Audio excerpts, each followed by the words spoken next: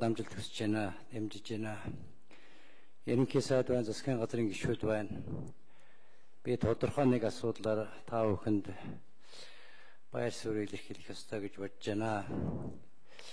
Энэ Эрдэнэтийн асуудлаар өмнөх засгийн газар үед учир бүтээдэг шийдвэрүүд гарч хүлээлтийн байдалд нэлээд удаан хугацаа өнгөрчлөө. Шинэ ерөнхий сайд томилогдсоноос хойш Баяр наадам, АСЕМ-ийн хурал, засгийн газрын бүтцүүрэлт гүнээ санал гээд завгүй байсныг ойлгож байна. Бас хэрэг дээрээ танхимж байсангүй. Одоо гол сайд нар нь томилогдож байна. Хуулийн, сангийн, хэрэг эрхлэхийн дарга гээл. Одоо энэ асуудлыг яаралтай засгийн газрын хуралдаанаар авч хэлэлцэж, тэр өмнө нь гарсан шийдвэрүүдийг авч үзэж, энэ асуудлын үнэн мөнийг энэ ард түмэнд үнэн мөнөөр нь мэдээлэл хийж, хууль номынхан дагуу асуудлыг шийдвэрлэх арга хэмжээг яаралтай авах шаардлагатай. Яаралтай авах шаардлагатай. Энэ Монголын ард түмэн Эрдэнэтийн асуудалд дэндүү их анхааралтай хандж байгаа шүү. Ардын намын байгуулсан засгийн газар энэ асуудлыг яг хууль номынхан дагуу шударгаар шийднэ гэдэг найдвар ард түмэн тэврээд хөлөөгөө сууж байгаа шүү. Юун яасан 28% асуудал, 23% асуудал яригдаад явчихваа. Одоо энэ хурлаар баталсан улс орондын гэрээнд чинь 51% нь Монголын засгийн газар өмчлөнө гэж бичигдсэн байд юм аа. Тэр 51%-ийг Монголын дотор хуваах тух асуудал байхгүй. Иргэний хуулийн чинь энэ төрийн өмчийг их хурл өмчлөгчийн эрхийг хэрэгжүүлнэ гэд бичигдсэн байд юм аа.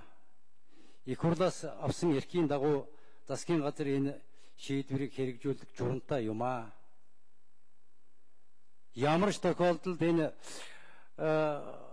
тэр 51-ийг хоёр тээшээ болгож дундуур нь зурчуулах ажиллагаа хийсэн бол энэ талаар гарсан бүх шийдвэрүүд хүчингүй шүү. Хүчингүй шүү. 90 цаашдаа энэ цаад талын 49-ийг дагсан эрсдлүүд маш их байгаа шүү. Энийг банкны нэр дуулдаад байгаа юм, тэрний чинь нэлээд хувийн тэр увшар зоонд байгаа юм байна. Ингээд дивиденд нэрээр тэр жилийн урлагийнх нь экономикийн тэр увшар зоон руугаа гаргаад харьяа эргэж авахыг аргагүй байдалд орно шүү. Орно шүү. Эдийн засгийн хөгжлийн яамны дэд сайд байсан Шинбаатар гэдэг хүн саяхан Эрдэнэтийн урлаг захирагчтай томилогдсон гэж дуулсан. Яаж ч яваа томилогдчихдаг юм. Энэ асуудал дээр байна штэ. Яг хууль номоор нь асуудлыг шийдэхийг л Монголын ард түмэн та бүднээс хүлээж байгаа шүү. Ерөнхий сайдаа, засгийн газрын гишүүдээ. Энэ өмнөх хийсэн бүх булхаалын өөрчлөлт хүчингүй шүү. Хүчингүй шүү. Хатууш байсан ингэж хэлэхээс өөр арга байхгүй. Тэр 51-ийг чинь талдаж хуваахын тухай асуудал байдгүй маа. Яагаад 49% авсан гэдэг хүмүүс очиж ластаж лоомдоод захирлуудын томилоод ил далд ажиллагаанууд хийгээд байна. Энэ луйртай ямар ч тохиолдолд дэвлэрэхгүй шүү. Засгийн газраа хууль номороо л явчих. Тэгээ ер нь Эрдэнэт алдахгүй байх юмсан. Ил далдуур. Алдагдтал юм хийгээд байна да. Офшорын зовлон баг зэрэг мэддэг хүний нэг бий л дээ. Тийш юм гараа явуучихлаар харьяа гэж авахын арга байдаггүй. Мэдээлэл авч болдог. Хаачдаг. Гар хөх арга байдаггүй ийм л эдэн шүү дээ. Нууцлаа чандлаад авдардаад Монголд харьцдаггүй.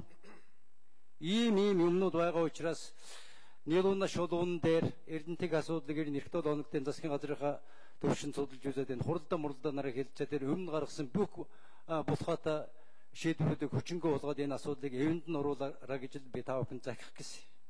Засгийн газрын гишүүнээр томилогдож байгаа сайдуудад амжилт хүсэх гэсэн. Монголын ард түмэн энэ сууж байгаа их хурлын гишүүд бид та бүгдээс чин шударгаар ажиллаж хуульд төр дүнж байхыг их хүлээж байгаа шүү. Их хүлээж байгаа шүү. Өмнөх засгийн алдаа бол хууль дүнж байж чадаагүй шүү. Төр дүнж байж чадаагүй, амлснаа хийж чадаагүй л асуудал байх. Энийг бид өөрчлөх ёстой. Нямдар гишүүн үг гэллээ. Баас хүү гишүүн.